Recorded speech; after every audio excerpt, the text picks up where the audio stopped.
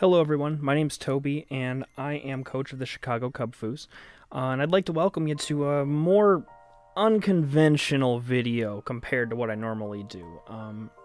This is the Critical Continental Draft Circuit an analysis of my team that I drafted here a couple days ago for the season that's about to go on. I don't normally do videos like this. I more or less like to keep the analytical stuff to the people who are far more qualified to do it. But I figured this team is so good. I had such a fun time with the draft, and I'm looking forward to this season so immensely that I really thought that it would be a good idea to dip my toes into the water for this little thing here. So I will preface it by saying if I'm not in-depth enough, or if I'm too in-depth in your opinion, I'm sorry. This is my first time doing this. I don't even think I'll ever do this again, but I just really thought I needed to talk about this team. So firstly, I want to start out by saying thank you to the mod team and the rest of the people in the Scarlet division of the CCDC. It was a really fun draft. It was probably the most fun I've ever had during the draft process, and I'm really looking forward to playing in this season. But other than that, we're going to get right into it here. And I want to start out by talking about the draft process itself. Now, the CCDC... it did involve a standard snake draft, so it snakes from pick 1 to 12 and back and forth. But that's actually kind of where the similarities stopped with this league, compared to other leagues that I've been in, at least. The draft itself, you were required to pick 9 Pokemon instead of 11, which was a little challenging in and of itself, to say the least, because you have less picks to make your team feel more complete. But those 9 Pokemon are also supplemented by 2 Terra types, the new gimmick of this generation. Every generation, or every draft league, that I've seen doing draft leagues so far have just let Terra be open. You can Terra any Pokemon into whatever type. Some have required you disclose what type the Pokemon are being Terra'd into before the match, but they haven't restricted Terra types themselves. This league has restricted Terra types, stating that you can only draft 2 Terra types, and you have to keep those types through the entire season. So you have to be really confident in the types that you've drafted. It's different. I don't fully have... I don't have a full opinion on it yet, but generally I think it's better to just allow Terra types. You can do whatever you want with Terra types, even if you disclose them before the match, but it's a different way of thinking, it's a different way of drafting, so I'm willing to try it. Another big difference about the draft is that it was live, which meant that every coach from the division sat in a voice call, and they only had a couple minutes to pick each Pokemon, which was honestly a really cool experience, and I'll probably talk a bit more about that in the end, or maybe in another video, I don't know. But that was a new experience for me as well, is that we all sat in a call and drafted, and we were shooting the shit, and it was pretty fun.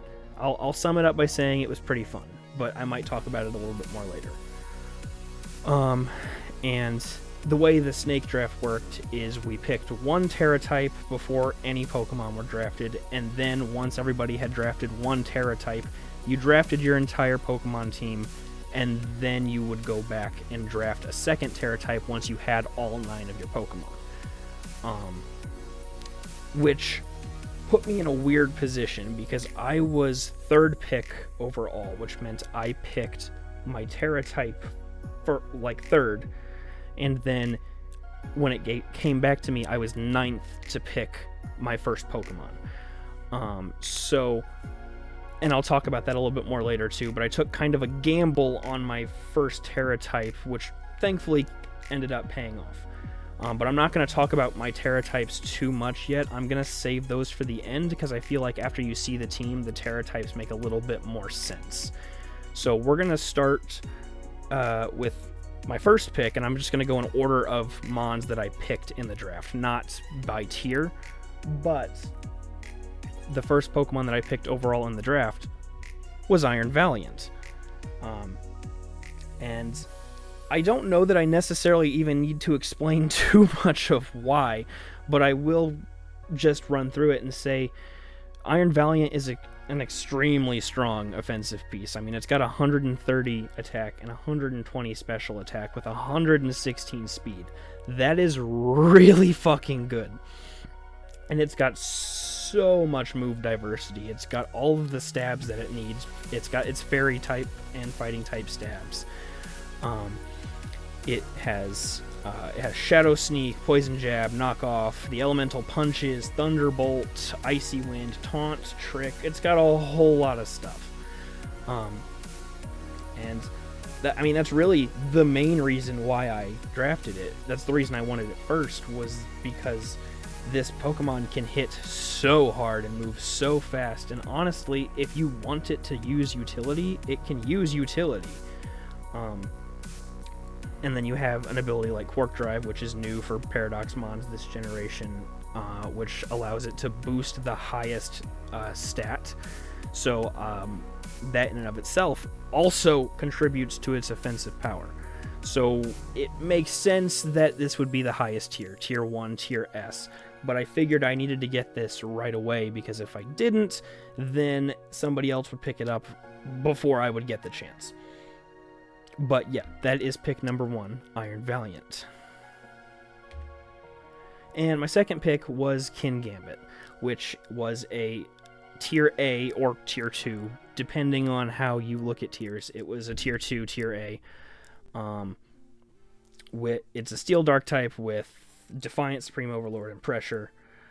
And this Mon is insane value to me. I don't know how it skirted by and made it into Tier 2, but it did. So I had saw that before the draft had even started, and I decided that I was going to try to go for it, because it didn't seem like the Mon was valued as much in this league as it was to me and among other people in my community. So I figured it was safe to be pick 2, and I was right, it was. And thankfully I got it. And when I say I don't know why this Pokemon is a Tier 2, I mean, look at it. 135 attack, 120 defense, 100 HP, 85 SPDF. It's got pretty decent bulk and massive attack power. And its move pool does complement its attack power with Iron Head, Sucker Punch, Kowtow Cleave, Zen Headbutt, Stone Edge, Brick Break, X Scissor, Shadow Claw, Giga Impact. A couple other buffing moves too. But yeah, I mean, the moves it has are all pretty high powered to back up its high power attack. So this thing is going to hit like a truck. I don't think there's any debate about that. And especially with the Terra types that I drafted, which I'll explain again later, it buffs this thing even more. And I fully expect this thing to be contending with Kill Leader on my team this season. But I mean, the main reason I drafted it is because of that, because of the extreme value in Tier 2. And it's another really, really strong physical attacker. And it also melds very well with Iron Valiant defensively. It covers for the psychic weakness that Iron Valiant has. And Iron Valiant covers for the fighting weakness that Kingambit has, so on and so forth. That's how type cores work. You all probably know that. I'm not going to explain all of that. But it makes use of my Dark Terra typing, which we'll talk about more later, and its abilities allow for it to hit even harder on top of its immense power. And while its typing is a little rough defensively, it makes it hard for it to make use of its good bulk. But thankfully, with this generation with Terra typings, quad weaknesses aren't really as much of a problem. So yeah, I'm looking forward to using this Pokemon, Kingambit. But coming into pick 3, you might have already noticed the trend if you know type cores. I'm trying to build a fantasy core first off, and I was trying to decide what the third Mon should be for my fantasy core. And I ended up settling on Noivern, which is a B tier Pokemon, tier 3. I think that's actually about right where it is. Dragon Flying type with Frisk, Infiltrator, and Telepathy. It's got notable moves of Air Slash, Tailwind, Roost, Boom Burst, Dragon Pulse, Dark Pulse, Heat Wave, Super Fang, Shadow Ball, and Psychic. And the main... I had really I had 3 reasons for drafting this Pokemon third. I wanted to round out my Fantasy core, of course. I wanted, my Fairy type, my Steel type, my Dragon type. So Noivern fit the bill there already with typing. And it also started a new core, because right after this, I wanted to start a Flying Electric Ground core. So it was kind of bridging the gap, closing out one core and starting out another. Which just worked out really nice in my head, and I thought B tier was really affordable for it. So, here he is. And with decent move pool, decent spatak, really good speed, I also got this mainly as well for being a Tailwind option, which I really needed to give Iron Valiant and even Kingambit that speed boost that they need to hit first and hit hard and deal with things and be done with it. It also ended up being a Tailwind setter for a couple later picks, but obviously we'll talk about those in a minute. I actually personally think its ability Frisk is rather underrated, especially in draft. I mean, any bit of information you can get about what items are on a mon or anything like that is really good, which is why I think Frisk is honestly a better ability than it gets credit for sometimes. So that's also there for information gathering. And like I said, decent special attack to get its attacks off, rounding out those cores. There's not much else I can really say. I mean, I think it's to those who see type cores and see team comps pretty well, it's pretty obvious that this Pokemon was a pretty good pick for pick 3 to round out those cores and get that Tailwind option in there. But when I finished the Fantasy core, I decided I wanted to start on a Flying Ground Electric core. So I started looking at it. I had about 10-15 minutes before my next pick, so I was sitting there scrambling, looking for something that would work with the other 3 Pokemon, of course, and then also bridge the gap into another core. Which I finally settled on Donphan, who is another tier 3 Pokemon. And again, I think that's fine. I think that's about right where it is in its tiers. Just a basic ground type and honestly pretty basic abilities, at least for my team with Sturdy and Sandvale.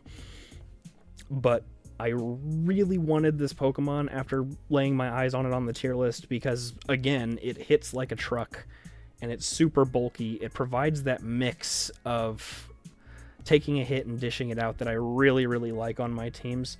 And it's got a pretty deep move pool, too. It's got, obviously, it stabs and Earthquake and Stomping Tantrum, but it also has Ice Shard for priority, knockoff for getting items out of the way, which kind of pairs well with Frisk, because then I know what items are on what Pokemon and can knock them off. It's got Iron Head, it's got the Elemental Fangs and Gunk Shot, and for its coverage moves, it's got Trailblaze and Rock Slide and Play Rough. Trailblaze is a pretty important one because it helps buff speed. It's kind of the grass type Flame Charge now and was given to Donphan this generation, so I thought that was notable to put on there. And I guess I've been saying it the whole time, but the main purpose that I got this Mon for was its bulk and its pretty respectable attack as well. I mean, this thing takes hits and dishes them out really, really well. The move pool is great for its offensive coverage. It's great for priority. It's great for synergy with Noivern. And Sturdy also allows for survivability as well. I don't think I'm going to use Sandvale very much, but if I end up using it, I end up using it. But I think primarily Sturdy will probably be what I end up working with. And the other reason I picked Donphan is because it works really well in terms of Disquake synergy with my next pick, which we're going to go ahead and get right into. So pick number 5 was Rotom Wash, which was Tier A, Tier 2, Electric Water type with Levitate. I am a huge fan of Rotom Wash, even with the semi-nerf it got this generation with not having a more consistent water move in Scald, as Scald kind of got taken out of the game. The best water move you can run is Hydro Pump, and that tends to not hit when you really want it to sometimes. But I still thought Rotom was a really good pick overall because it rounded out the secondary core that I was trying to make in the Flying Ground Electric core, and it did have the potential to Disquake with Donphan. So Donphan can sit there on the field and just spam Earthquakes. It doesn't affect Rotom, thankfully, due to Levitate, and Rotom can just spam Discharges, thankfully, because it doesn't affect Donphan.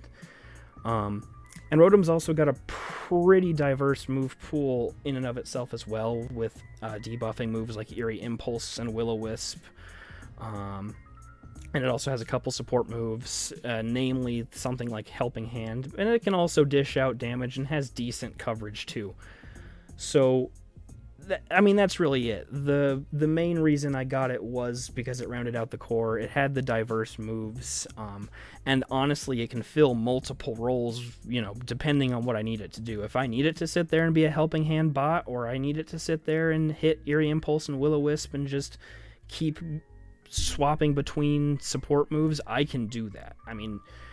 Rotom Wash definitely has the bulk to do that. And then it's also a really, really good offensive piece, special attack-wise as well. So, really, I didn't think there was any reason not to pick Rotom Wash, specifically because it seemed like it worked just really well with what I had so far. But getting into pick 6, we've got Spiritomb. And this Pokemon, it was D tier. It was tier 5. They put Spiritomb in tier 5. Let me tell you a little bit about Spiritomb here. It's Dark and Ghost type, which is probably the best defensive typing in the game. All you've got to do is watch out for Fairy types.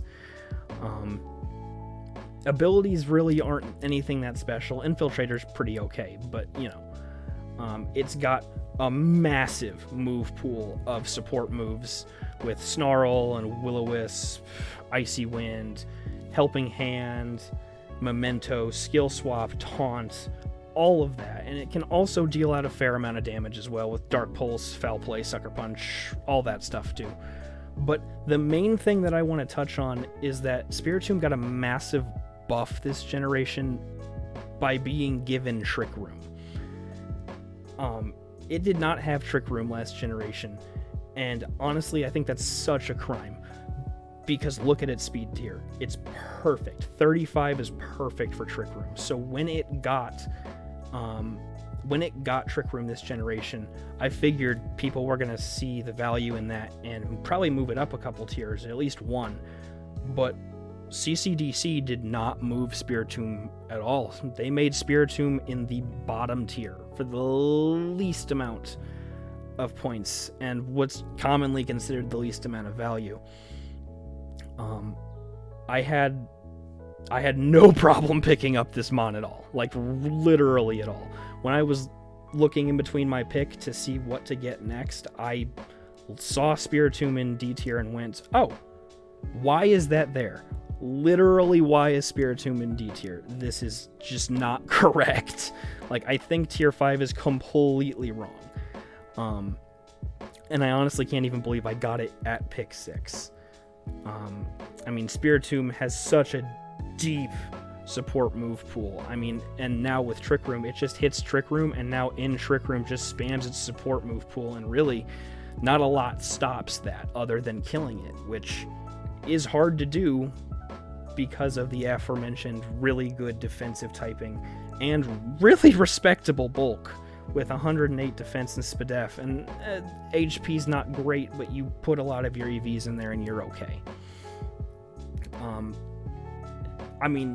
Yeah, it fits support really comfortably, and it can also do attacking moves, and it can be offensive if it really has to. If I needed to bring an offensive Spiritomb one week, I really probably could do that quite comfortably. It is a Swiss Army knife of a Pokemon. It is so bulky, so strong. and I don't understand why it was tier 5. That's all I can say. And it also was really needed to help buff. I noticed that I had like Pokemon like Donphan and Kingambit that could really benefit from a Trick Room mode, and also picking Spiritomb would allow me to later on build a more solid Trick Room mode other than what I had just kind of accidentally cobbled together. So I figured it was kind of a no-brainer. But yeah, that's it. That's Spiritomb for pick number 6. But going into pick number 7, we have Camerupt, which is a C-tier Pokemon, tier 4. I think that's a little low, but I also don't have enough information on Camerupt to really tell you otherwise. But I think it's a little low. But Camerupt is a fire ground type with magma armor, solid rock, and anger point. All of them are pretty solid abilities. And it's got a pretty deep move pool as well, with Eruption, Howl, Earthquake, Yawn, Flame Charge, Heat Wave, Heavy Slam, Flash Cannon, Solar Beam, Trailblaze, Lava Plume, Stone Edge, Flare Blitz. It's got a pretty wide array of moves that it has access to as well.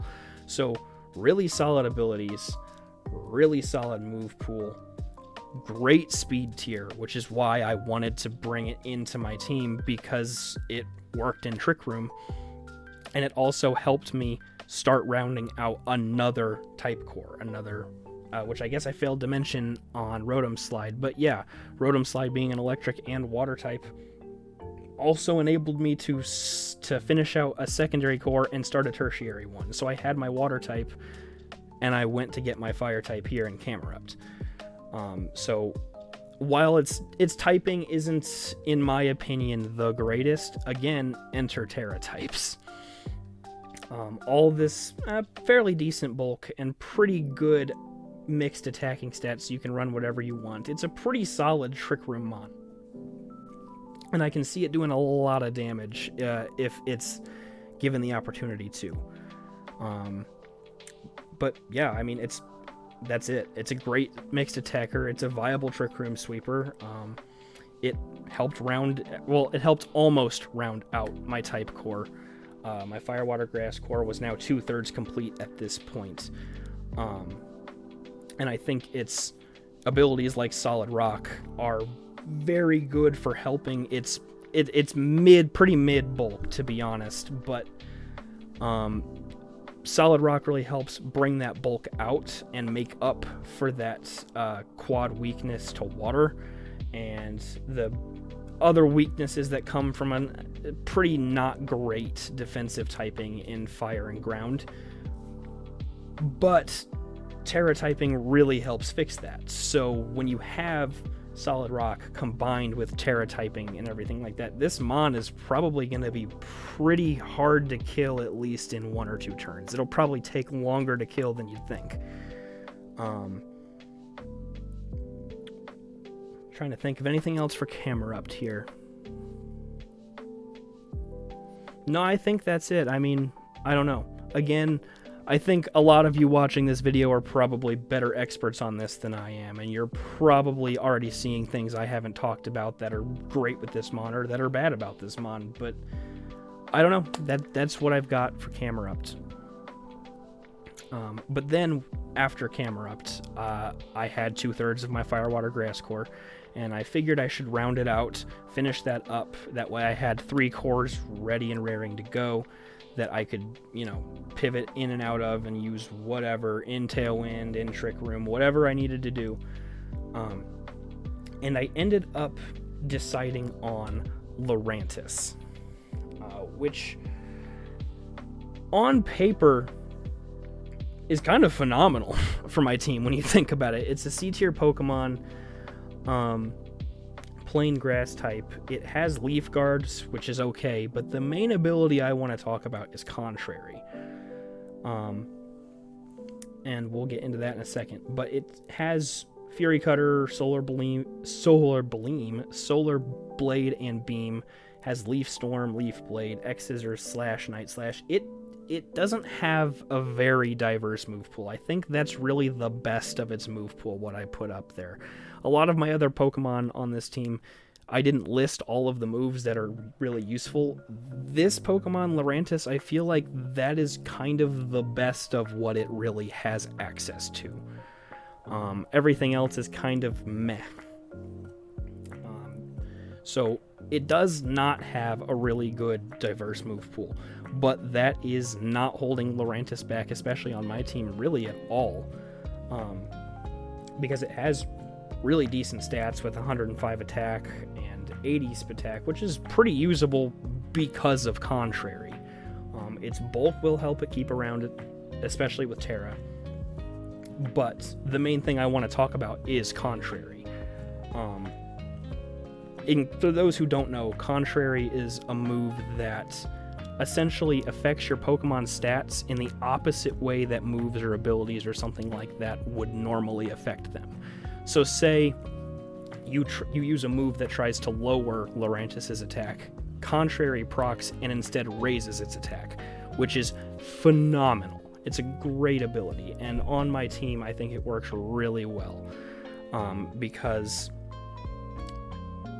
as stated before, no diverse move pool, but it has really good offensive power, and because of Contrary existing on this Pokemon, it kind of puts pressure on things like Intimidate Mons or Debuff Mons or other support Mons that are coming into my team, and kind of deters them a little bit, because all those moves, everything that could be brought into me to slow my Pokemon down, like any Intimidate Mons coming in, or any Prankster Mons with things like Fake Tears, or Growl, or anything like that. Any moves like that that would lower stats, they're a little bit deterred into my team, because Lurantis can just be swapped out and buffed instantly, and then you're in a lot of trouble. But yeah, that's it. I mean, it rounded out my Fire, Water, Grass core. Great speed tier for Trick Room, because I was really trying to lean into getting more Trick Room going. So that worked out really well there. And, I mean, that's it.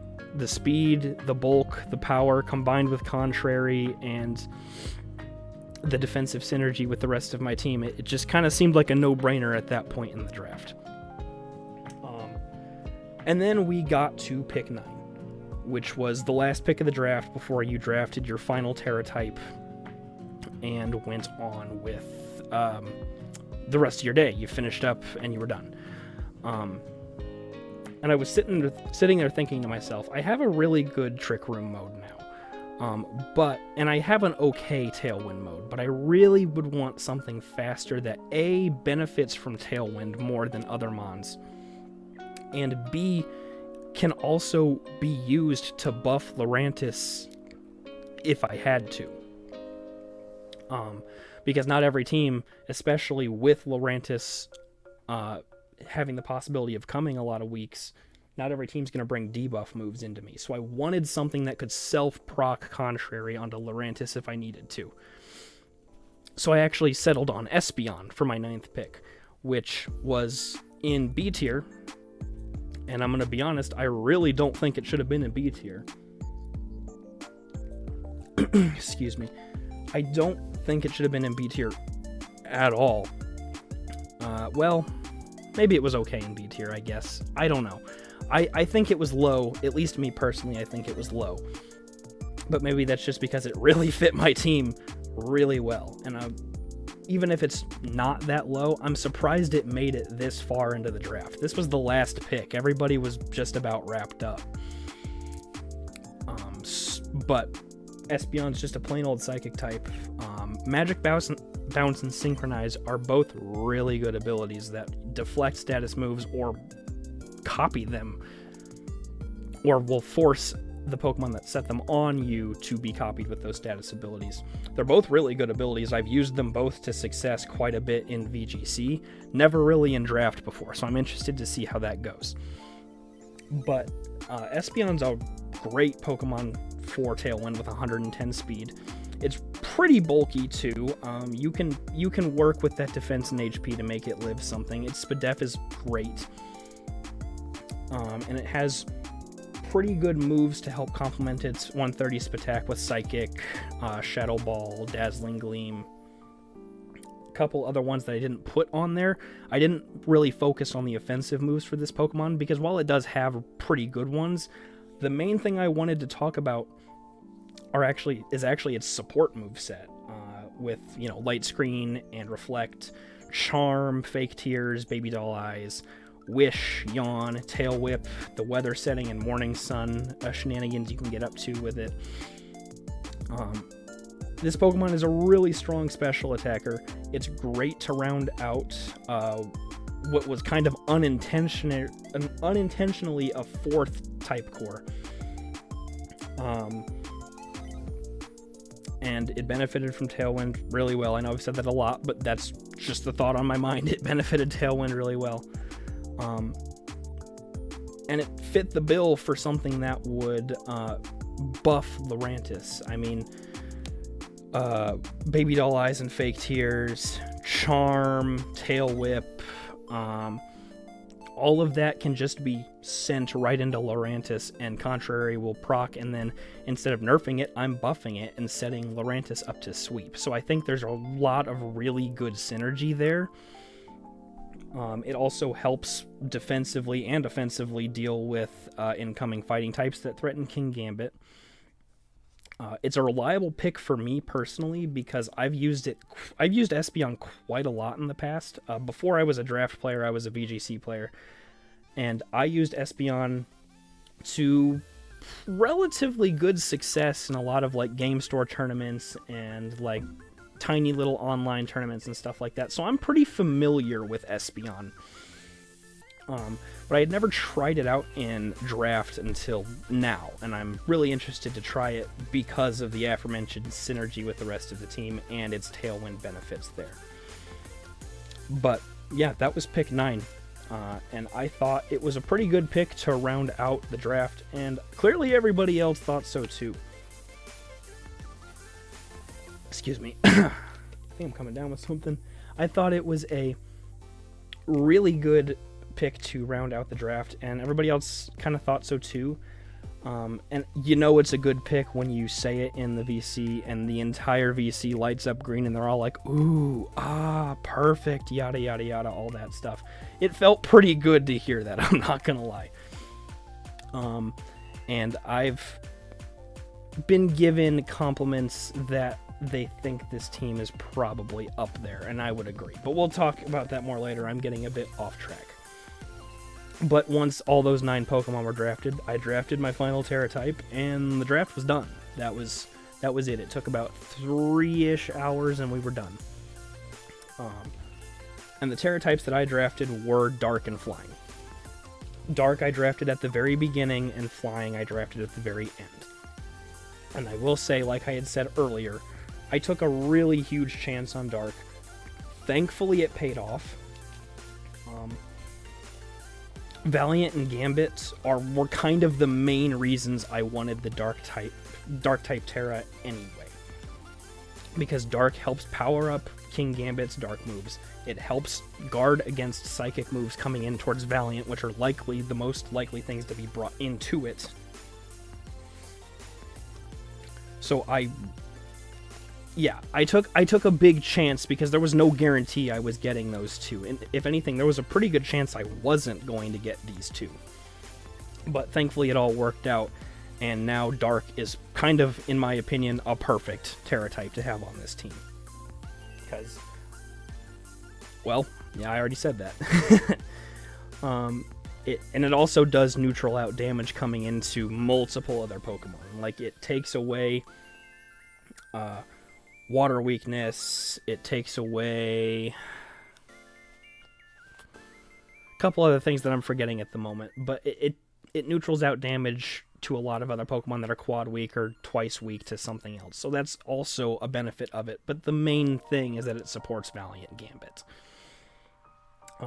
And the second Terra type I drafted, Flying, it gets rid of the ground weaknesses in Kingambit and Camerupt. It helps Rotom defend against grass that's coming in against it. It can buff Noivern's flying moves, and it can turn Noivern's ice weakness from 4 times to 2 times. So it's a good Terra type to have for my team. I don't think it was the most optimal. I thought it was good in the moments, but after taking a bit of time and looking back on it and thinking on it, flying probably wasn't the most optimal Terra type to take. I don't think it's bad by any means. I just think I could have maybe drafted a better one with what was available at that point. I think I probably could have drafted like a grass Terra type or something like that, and that would have probably fixed the issues that flying was fixing equally, and then some. Because if I had Terra Grass, then I'm defending against basically everything Flying Terra is defending against, plus a couple other benefits. But that's no big deal. Obviously, flying wasn't optimal, but it still does provide enough defensive benefits with some minor offensive ones that I'm positive I can work with it.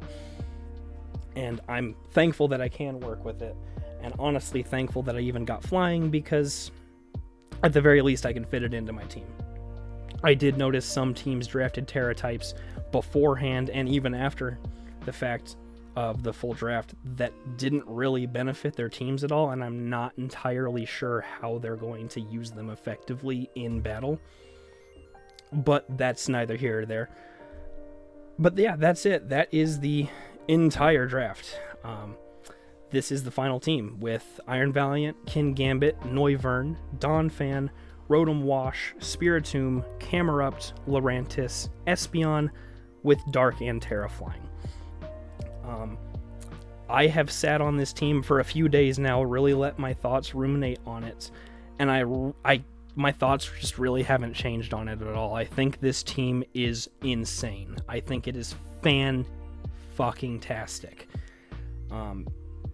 Genuinely, I think it's a top 3 team in the division. It's got solid speed tiers that both benefit from Tailwind and Trick Room. Plenty of staggered tiers in there to benefit from both modes, and creep for basically any other speed tier coming into me. It's got a really, really good balance of bulk and offense. Like, all of my Pokemon on this team can probably take some decent hits while also dishing out really, really good damage.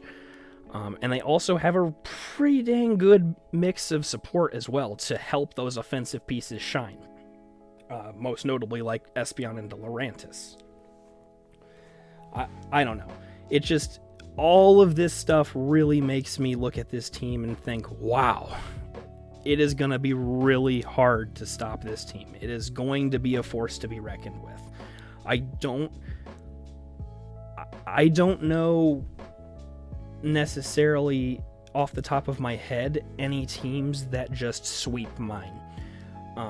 And that may sound cocky, and to those of you who have just met me in CCDC, and those of you who don't know me very well, I am not trying to be cocky at all. You can ask anybody in GLDL, Sandbox. Joshi is a really good one to ask in this community too. I don't get cocky. I really try not to. But looking at this team, it is such a powerhouse, and I just think it's going to be hard to deal with week to week, no matter what team I'm facing. And obviously, while both Terra picks aren't 100% optimal, I know they're workable, and I can make them work to my advantage. Just, wow. This team just makes me look at it and go, wow. I cannot believe I have this team. It is probably the best team I have ever drafted. And I am extremely excited to use it. But yeah, that's it. That's the team. I'd really love to know what you guys think about it. If you wanted to comment or send me a message or anything like that, and let me know what you think about it. But personally, I think it's amazing. But before I go, the last thing I want to say is that I am really looking forward to this season. I'm grateful to have gotten a spot this season. CCC really seems like a great community. It seems like a great place to be. Everybody's very friendly in there. Everybody seems to be having fun most of the time in there as well. I am looking forward to playing to this qualifying round and hopefully qualifying to the main bracket and making it through to the championship. That's my goal, at least. And if it happens, it happens. If it doesn't, it doesn't. But I definitely can promise you I'm going to be trying my hardest to make it to that championship title. And I am looking forward to battling each and every one of you, getting to know all of you better. I think it's going to be a really fun draft year. But, yeah, I'll leave it at that. So I want to thank you all for watching. If you like videos like this, maybe I'll try to get a little bit better at them and do them more often. But let me know what you thought of the team, of the video presentation, all of that, and I will see you all in the next one. Bye-bye.